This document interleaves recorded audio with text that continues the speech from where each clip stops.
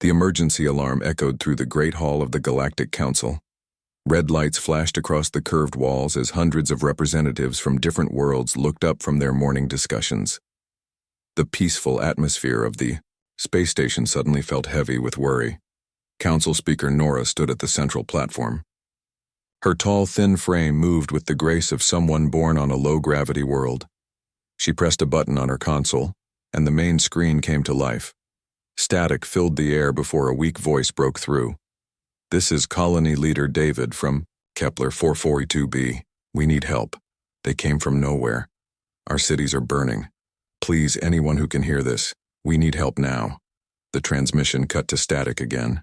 Then another voice came through, younger and more frightened. "Mom, where are you?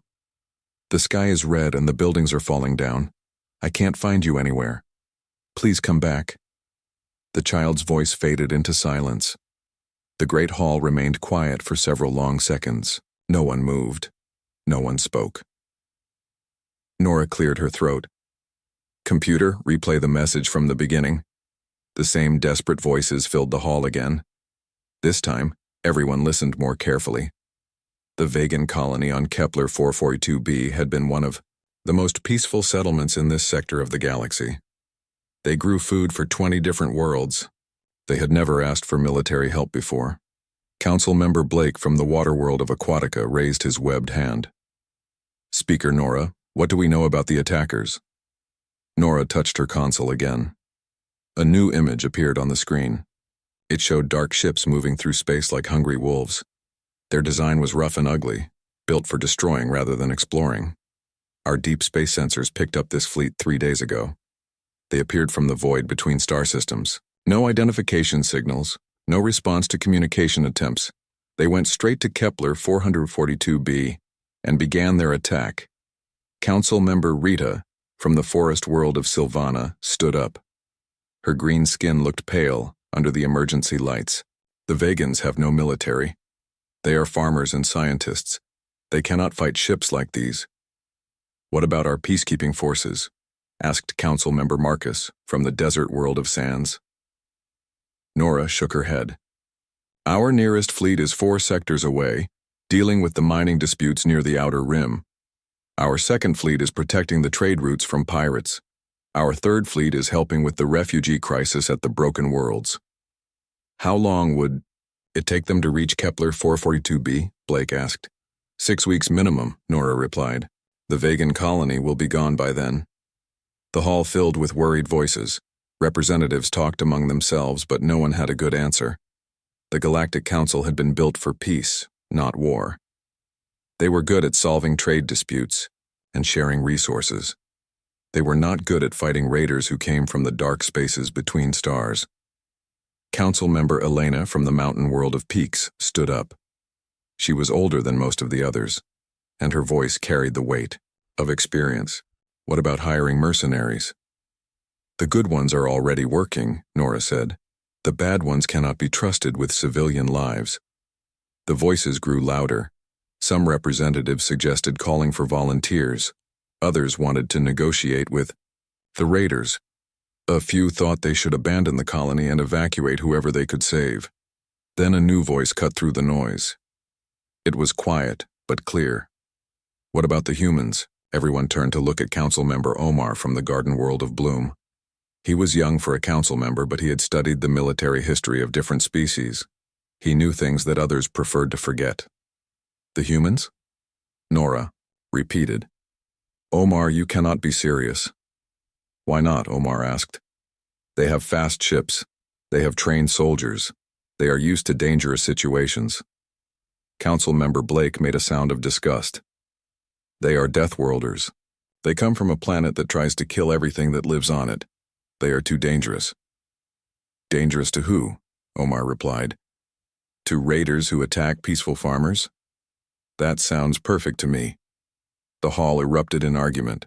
Half the representatives thought humans were too violent and unpredictable. The other half thought they were the only ones who could help the Vegan colony in time. Rita stood up again. "I have worked with humans before. They are not monsters.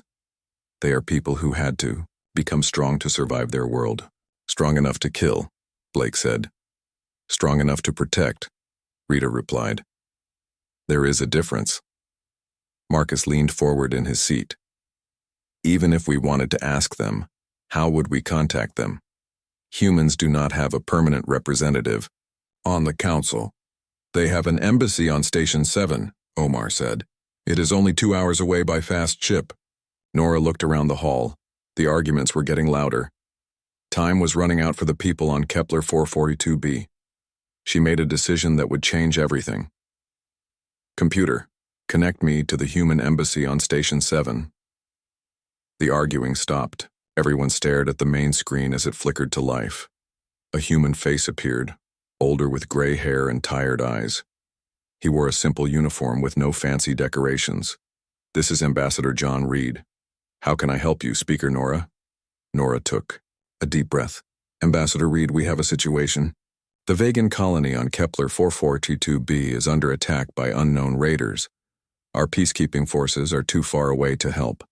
We need someone who can respond quickly. Ambassador Reed's expression did not change. What kind of raiders?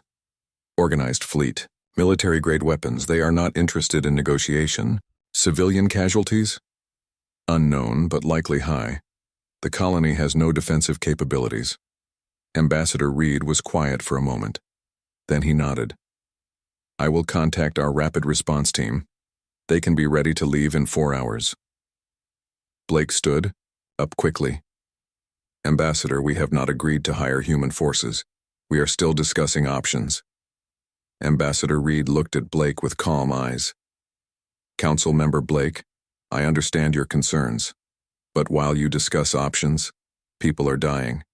We do not need a contract or payment. We need coordinates and permission to help. The hall fell silent again. This was not what anyone had expected. Humans were supposed to be expensive mercenaries who fought for profit. They were not supposed to volunteer for dangerous missions without asking for anything in return. Nora felt something she had not felt in years. Hope. Ambassador Reed, what do you need from us? Current intelligence on the raider fleet, communication frequencies for the colony, and a promise that we will not be charged with war crimes for doing what is necessary to protect civilians. The last part sent a chill through the hall. Everyone knew what humans were capable of when they decided to fight. They had heard the stories from the few pirates who had been foolish enough to attack human ships. You have all of that, Nora said. When can your team reach Kepler 442b? Ambassador Reed checked something off screen. 18 hours from now. 18 hours, Marcus said. That is impossible. It takes 3 days to reach that system. Ambassador Reed smiled for the first time. Council Member Marcus, you have never seen a human ship in a hurry. The transmission ended. The hall remained quiet for a long moment. Then the emergency alarm sounded again. Another message was coming from Kepler 442b. This time it was just children's voices, calling for their parents in the darkness. Speaker Nora closed her eyes and hoped the humans would arrive in time. Captain Jake Martinez stood in the command center of the human ship Defiant. The emergency message from the Galactic Council had arrived 30 minutes ago. His crew was already moving with the quick efficiency that made human rapid response teams famous across the galaxy. Jake was not a tall man, but he carried himself like someone who had seen many battles. His dark hair was cut short, and his brown eyes missed nothing. He had spent 15 years in Earth's military before joining the Deep Space Service. He knew how to make hard decisions quickly. Status report, he called out. Lieutenant Lisa Park looked up from her medical station. She was checking supplies and preparing for casualties. Lisa had gentle features and a soft voice, but Jake knew she could work miracles with limited medical supplies. She had trained in the worst hospitals on Earth before joining the space service. Medical bay is ready, Captain. I have treatment protocols for vegan physiology loaded into the computer. Emergency supplies are packed for planet-side operations. Sergeant Tom Rodriguez called out from the engineering section. His hands moved, over control panels like a musician playing an instrument. Tom could fix anything with whatever materials were available. He had grown up in the slums of old Mexico City, where people learn to make miracles from scrap metal and hope. Engines are running at maximum efficiency, Captain. Jump drive is charged and ready. I have also prepared emergency repair kits for damaged infrastructure. Lieutenant Alex Thompson stood at the tactical station. Her blonde hair was pulled back in a tight ponytail, and her blue eyes studied the information on her screens. Alex had been a strategic planner for Earth's special operations before joining the crew. She could see patterns that others missed and find weaknesses in any defense. Captain, I have analyzed the intelligence data from the Council. The Raider fleet consists of 12 ships. They are using old but effective kinetic weapons. No energy shields detected. They prefer hit-and-run tactics against civilian targets. Jake nodded. What about their formation? Loose and undisciplined. They rely on overwhelming firepower rather than coordinated attacks. Their ships are heavily armored but not very fast. Good. That gives us options. Jake turned to the communication officer. Any new messages from the colony? Corporal Mike. Stephen shook his head. His young face looked worried. Nothing for the past 2 hours, Captain. Either they cannot transmit, or there is no one left to send messages. The command center fell quiet for a moment. Everyone understood what that silence might mean. Jake activated the ship-wide communication system. All hands, this is the captain. We have received a humanitarian mission request from the Galactic Council. The Vegan colony on Kepler 442b is under attack by raiders. Civilian casualties are expected to be high. He paused, looking around at his crew. These 40 men and women had volunteered for this kind of work. They knew the risks. We are the only ship close enough to help. The Council's peacekeeping forces are weeks away. This means we go in alone against superior numbers. Some of you might be thinking this is suicide. Tom chuckled from his station. Captain, we are humans.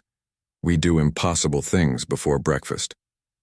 The crew laughed and Jake smiled. This was why he loved working with humans. They did not back down from impossible odds. They found a way to win anyway. Our mission is simple, Jake continued. Eliminate the raider threat and protect as many civilians as possible. We launch in 15 minutes. All department heads, prepare your teams. The crew scattered to their duties. Jake remained on the command deck studying the tactical displays. 12 raider ships against 1 human vessel. The math looked terrible, but Jake had learned long ago that math did not account for human determination. Lisa approached him with a medical tablet in her hands. Captain, I have been studying vegan biology. They are herbivores with very delicate bone structure. They do not heal from injuries as quickly as humans do. What does that mean for our mission? It means we need to end this fight fast. The longer it goes on, the more civilians will die from injuries that would not kill a human. Jake nodded. Understood. Alex, what is our best approach? Alex looked up from her tactical computer. The raiders are holding position in high orbit. They are using the planet's gravity well to limit escape routes. Standard military doctrine would be to engage them in space first, then proceed to ground operations. But we are not standard military, Jake said. No, we are not. Alex smiled. I recommend we skip the space battle entirely. Use our speed advantage to get past their fleet and go straight to the surface. Force them to come to us on our terms. Tom called out from engineering. Captain, our jump drive can put us directly into the planet's atmosphere. The raiders will not expect that kind of entry. Can the ship handle atmospheric entry at jump speeds? For about 30 seconds before we burn up, but 30 seconds is enough to get us where we need to be. Jake made his decision. Do it. Plot a course that takes us directly to the largest population center. We need to get between the raiders and the civilians. Mike looked up from his communication station. Captain, I am picking up a weak signal from the planet. Someone is still alive down there. Put it through. The speakers crackled with static. Then a voice came through, weak but determined. This is Colony Leader David. If anyone can hear this, we are hiding in the underground shelters beneath the Crystal City. The raiders have taken control of the surface. They are using some kind of drilling equipment to break through our defenses. Jake grabbed the microphone. Colony Leader David, this is Captain Martinez of the human ship Defiant. We are 18 hours out. Can you hold that long? The pause seemed to last forever. Then David's voice came back, filled with surprise and hope. Did you say human ship? Captain, we have 40,000 civilians in these shelters. Half of them are children. We will get them out, I promise you that. Can you maintain communication? We will try. Captain, the raiders are not just attacking randomly. They are looking for something specific. They keep asking about our agricultural research data. Alex looked up from her station. Captain, that makes sense. Vegan agricultural technology could be worth billions on the black market. Jake felt anger building in his chest. These raiders were not just killers, they were thieves who would murder 40,000 innocent people for profit. David, do not give them anything. We are coming. The transmission ended. Jake looked around, at his crew. Their faces showed the same anger he felt. Humans had a particular hatred for those who preyed on the innocent. Final systems check, Jake ordered. Jump in 10 minutes. Lisa packed the last of her medical supplies. Tom ran final diagnostics on the engines. Alex loaded targeting data into the weapons systems. Mike prepared emergency communication equipment. The Defiant was not the largest ship in space. It was not the most heavily armed.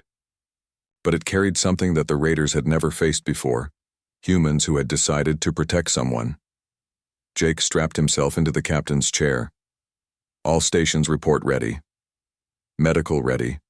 Engineering ready. Tactical ready. Communications ready. Jake looked at the star field on the main screen. Somewhere out there, 40,000 people were hiding in the dark, waiting for help that might never come. Jump drive engaged. Destination, Kepler 442b. The stars stretched into lines of light and the Defiant disappeared into the void. The Defiant dropped out of jump space like a falling star. Captain Jake Martinez gripped his chair as the ship shuddered under the stress of atmospheric entry at impossible speeds. Red warning lights flashed across the command center. Hull temperature. Critical, Tom called out from engineering. His hands flew over the controls as he rerouted power to the heat shields. We have maybe 20 seconds before we start losing hull plating. That's 19 seconds more than we need, Jake replied. He studied the tactical display as the planet's surface rushed toward them. The crystal city of the Vegans sparkled, below like a broken jewel. Dark smoke rose from several districts where the raiders had been working. Alex looked up from her station. Captain, I have 12 raider ships in high orbit. They are moving to intercept, but they cannot match our descent speed. Good. That gives us the element of surprise. What about ground forces? Scanning now. Alex's fingers danced over her controls. I count approximately 200 raiders on the surface. They have established fortified positions around the main population centers. They are using the civilians as human shields. Jake felt his jaw tighten. These raiders were not just thieves. They were cowards who hid behind innocent people. Tom, can you get us down in one piece? Define one piece, Tom replied. Sweat beaded on his forehead as he fought to keep the ship stable. We are going to hit hard, but we will be in one piece when we do. The Defiant screamed through the atmosphere like a meteor. Below them, raider ships scrambled to respond to this unexpected arrival. They had been preparing for a slow siege, not a direct assault from space. Brace for impact, Jake ordered. The ship hit the ground with tremendous force. The impact threw everyone forward in their seats despite the safety restraints. Sparks flew from damaged systems and the lights flickered before emergency power kicked in. Damage report, Jake called out. Lisa checked her medical station. Medical bay is intact. No injuries to the crew. Tom wiped blood from a cut on his forehead. Main engines are offline, but that was expected. Life support is functional. Weapon systems are operational. Alex studied her tactical displays. Captain, we landed right where we wanted. The main civilian shelter is 200 meters to our east. The raiders are converging on our position from 3 directions. Mike's communication equipment crackled to life. Captain, I have colony leader David on the line. Put him through. David's voice filled the command center, filled with disbelief and hope. Captain Martinez, we saw your ship land. Are you insane? You just dropped out of the sky like a comet. David, we need you to keep your people in the shelters. We are going to clear the surface of raiders, but it might get loud. Captain, there are 200 of them. How many soldiers do you have? Jake looked around at his crew of 40. By any reasonable military standard, they were outnumbered 5-1. But Jake had learned long ago that humans did not fight by reasonable standards. Enough, he replied. The first raider attack came 15 minutes later. Jake watched through the ship's external cameras as rough-looking fighters approached the Defiant from multiple directions. They moved with confidence, probably thinking that 40 humans would surrender rather than fight hopeless odds. They were about to learn why humans were called Deathworlders. Alex, what are our options? Alex had been studying the raider positions while the crew prepared for battle. They are using standard suppression tactics. Pin us down with heavy weapons, then move in close for the kill. It works well against most species. But not against humans. No, not against humans. Alex smiled grimly. Captain, I recommend we split into 4 teams. Tom's engineering team can secure the civilian shelters. Lisa's medical team can set up a field hospital. My tactical team can eliminate the raider strongholds. Your command team can coordinate everything. Jake nodded. Do it. The rear door of the Defiant opened, and 40 humans emerged into the alien afternoon. The air smelled of smoke and fear, but Jake's crew moved with calm purpose. They had trained for situations like this on Earth, where everything tried to kill you and you learned to kill it first. Tom led his 10-person engineering team toward the shelter entrances.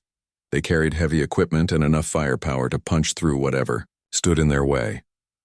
Tom had grown up in places where survival meant being tougher than your environment. An alien world full of raiders was just another Tuesday for him. Lisa's medical team moved toward the areas where civilian casualties were likely. She carried medical supplies that could treat injuries from a dozen different species. Lisa had learned to save lives under the worst possible conditions. Saving alien civilians while raiders shot at her was just another day at the office. Alex's tactical team disappeared into the ruins of the Crystal City like ghosts. They carried weapons designed for fighting in Earth's harshest environments. Alex had planned operations in places where the weather could kill you faster than the enemy. Fighting raiders on a garden world was almost relaxing by comparison.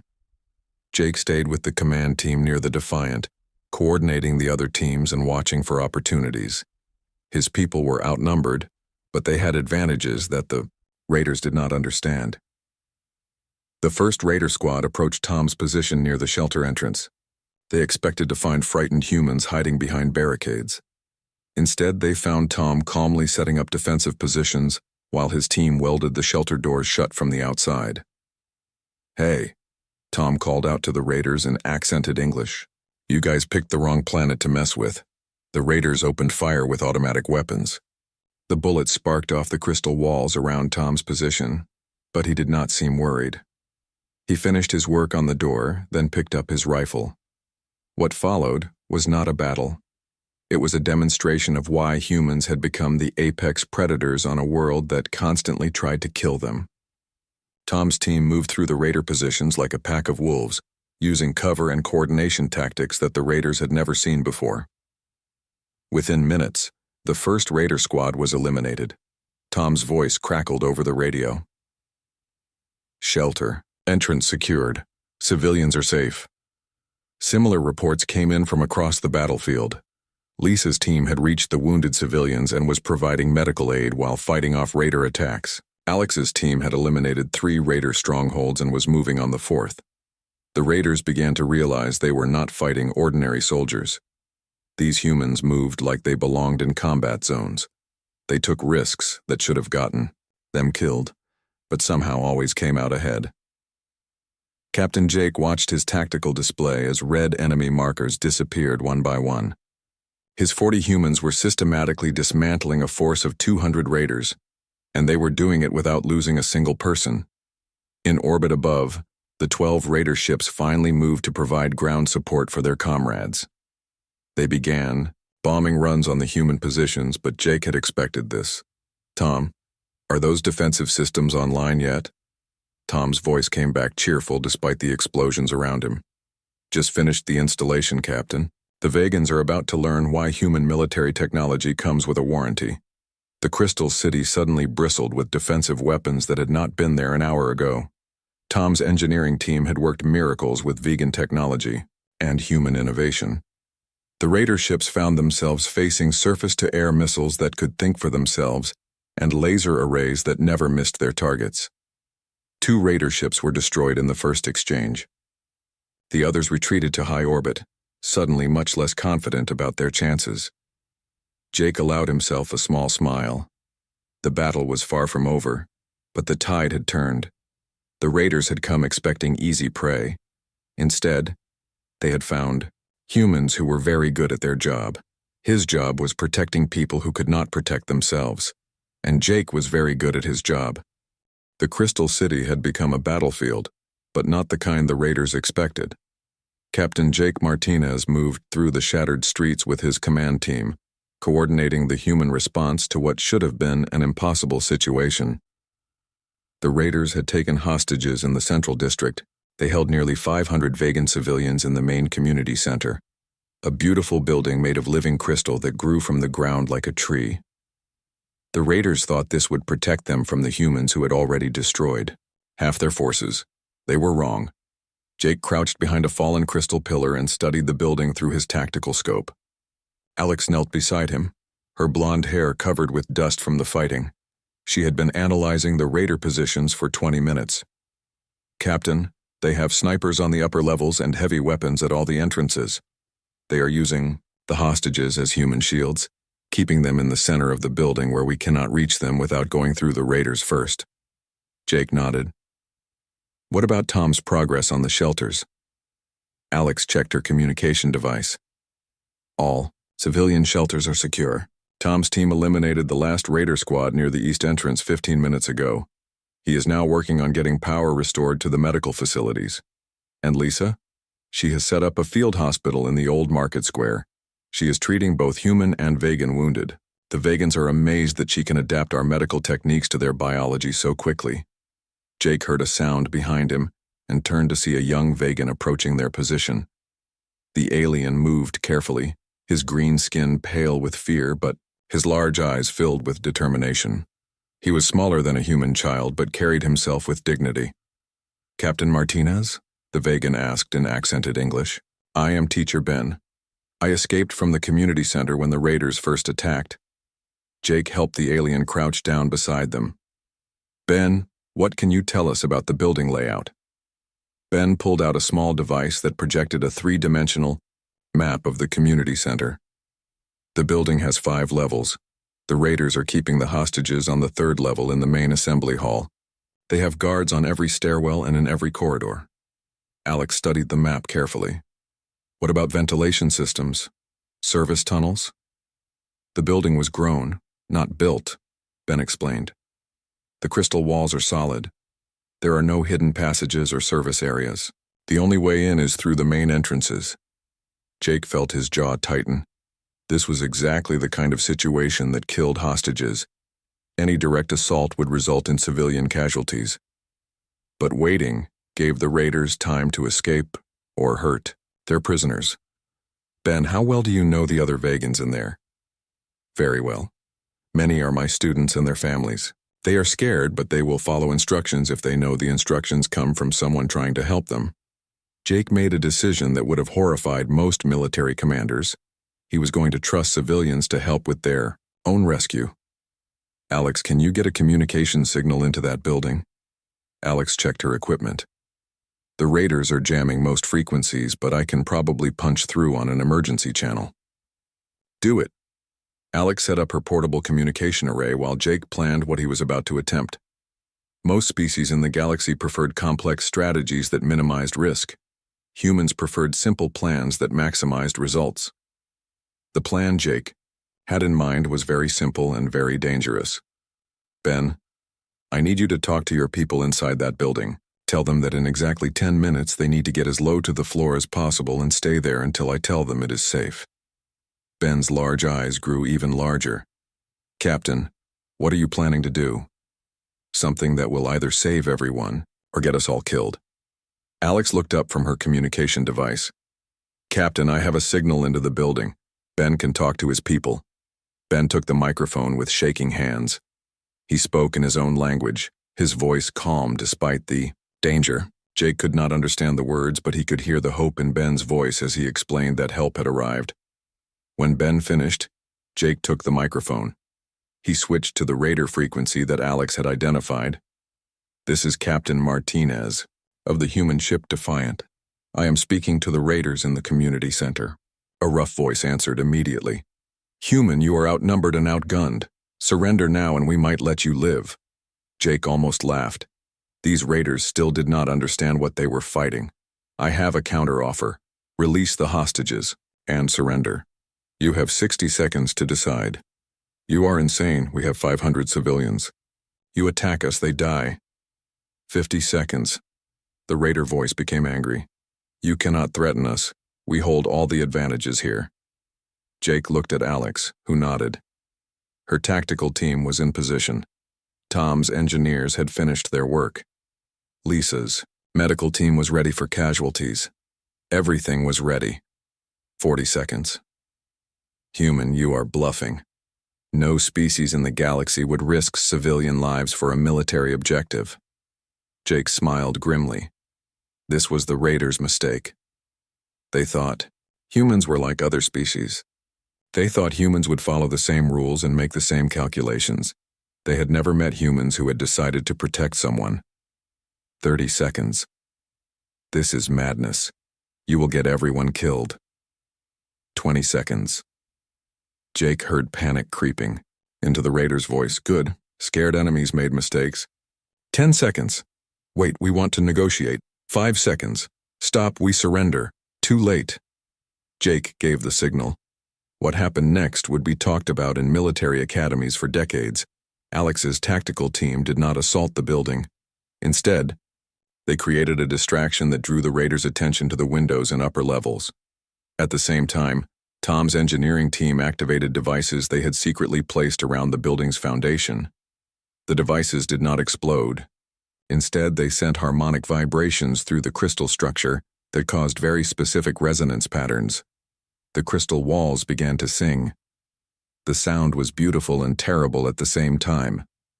It resonated at exactly the frequency that caused vegan crystals to become temporarily transparent. The solid walls turned into clear windows that showed everything inside the building. The raiders found themselves exposed with nowhere to hide. They could see the humans outside, and the humans could see them. Worse, they could see that the humans had weapons aimed at every raider position with perfect accuracy. The psychological impact was devastating. The raiders had gone from feeling safe behind solid walls to feeling completely exposed in seconds. Many of them panicked and abandoned their positions. Jake's voice echoed through the building via speakers that Tom had built into the harmonic devices. All vegan civilians, stay on the floor. Do not move until I give the all clear. All raiders, drop your weapons and surrender. You have nowhere to hide. Some raiders tried to fight. Alex's team eliminated them with precise shots that avoided civilian casualties. Other raiders tried to run. Tom's team was waiting for them at every exit. Within minutes, the community center was secure. The hostages were safe. The raiders were either dead or captured. Jake walked into the building through the main entrance. The crystal walls had returned to their normal solid state, but the battle was over. Vegan civilians were standing up and hugging each other. Some were crying with relief. Teacher Ben approached Jake with tears in his large eyes. Captain, how did you know the crystals would respond to harmonic frequencies? Jake looked at Tom, who was checking on the rescued civilians. Tom spent 2 hours studying your building materials while we were planning the assault. He figured out that vegan crystal technology could be used in ways you never considered. But the risk, if your plan had failed, everyone would have died. Jake helped an elderly vegan to his feet.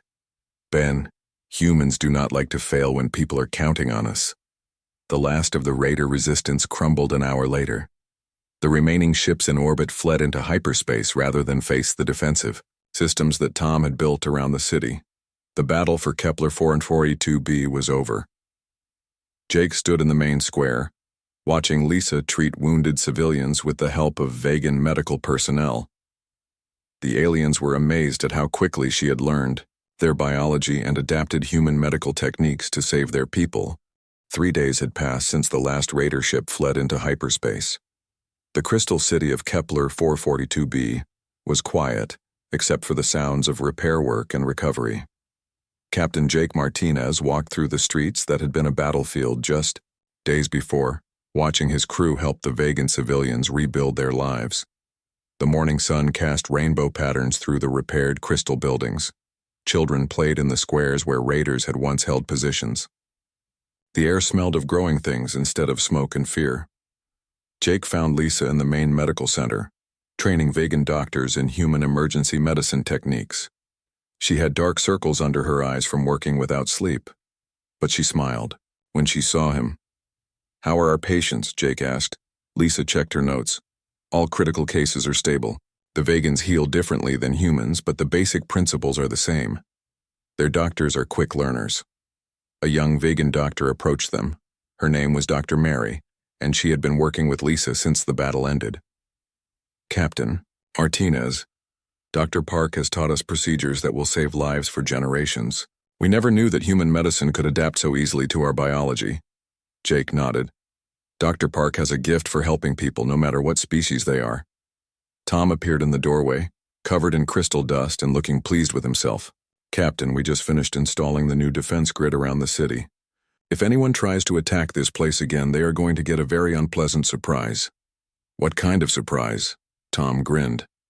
"The kind that turns raider ships into very expensive fireworks. The vegans now have better defenses than most military worlds." Jake walked outside with Tom, leaving Lisa to continue her medical training. They found Alex in the central square, talking with colony leader David and teacher Ben. She was showing them tactical displays on her portable computer. "Captain," Alex called out when she saw him, "David and Ben want to understand how we planned the rescue operation. They are having trouble believing that 40 humans could defeat 200 raiders." David stepped forward. His green skin had regained its healthy color, and his large eyes were bright with curiosity.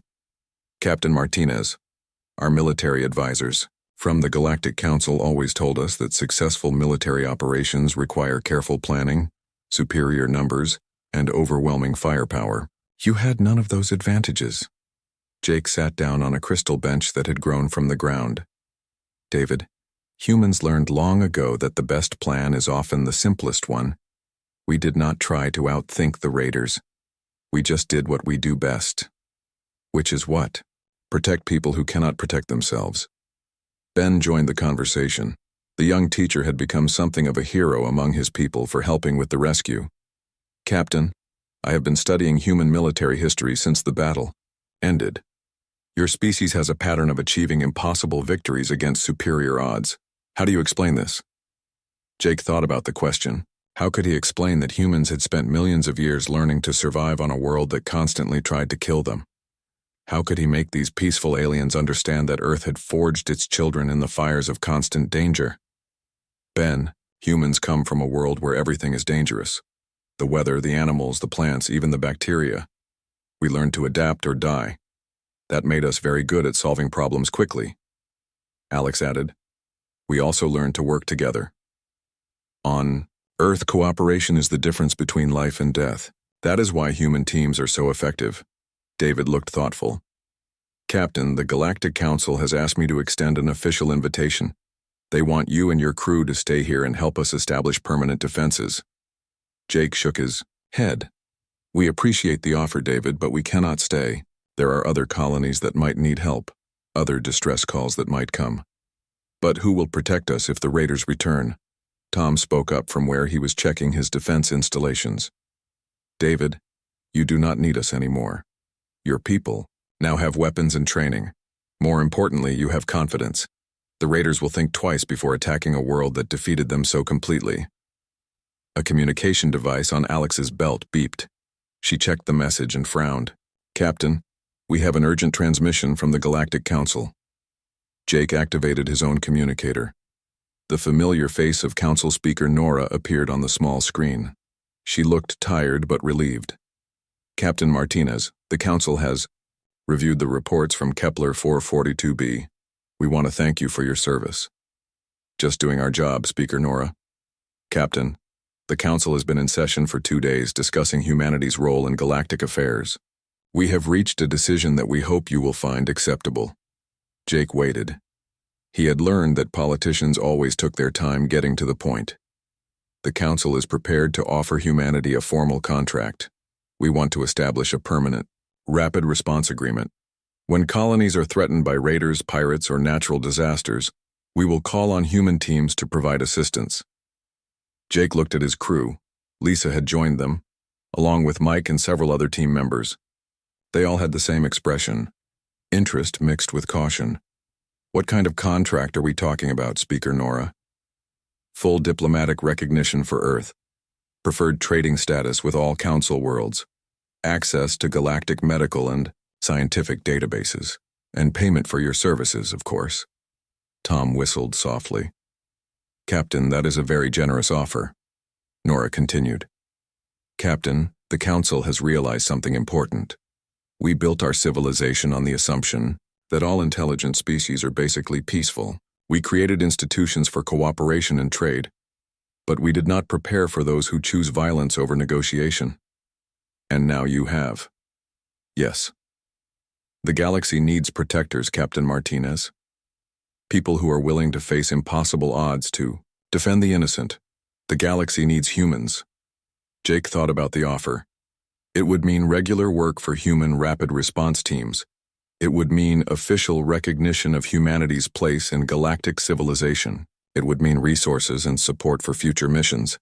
It would also mean that whenever someone in the galaxy sent out a distress call, humans would be the ones to answer.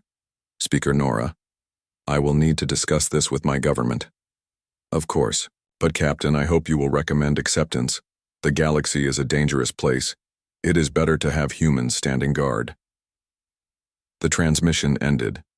Jake looked around at his crew, then at the Vegan civilians who had gathered to listen. These aliens had gone from fearing humans as dangerous Deathworlders to seeing them as protectors in the span of 3 days. David stepped forward. Captain Martinez, whatever your government decides, please know that the people of Kepler 442b will never forget what you did for us. Jake stood up and shook David's hand. The Vegan's grip was weak by human standards, but his gratitude was strong. David, if you ever need help again, just call. Someone will answer. 2 hours later, the Defiant lifted off from the Crystal City. Jake watched through the main screen as the planet fell away below them. The city sparkled in the sunlight, beautiful and peaceful once again. Mike called out from the communication station. Captain, we have another emergency signal. A mining colony in the Outer Rim is reporting attacks by automated defense systems that have gone rogue. Jake settled into his captain's chair. His crew was already moving to their stations with the smooth efficiency that made human teams legendary. Across the galaxy. Set course for the Outer Rim, Jake ordered. Maximum speed. The Defiant jumped into hyperspace, carrying 40 humans toward their next mission. Somewhere in the galaxy, people were in danger and calling for help. Earth would send its Deathworlders, and they would answer.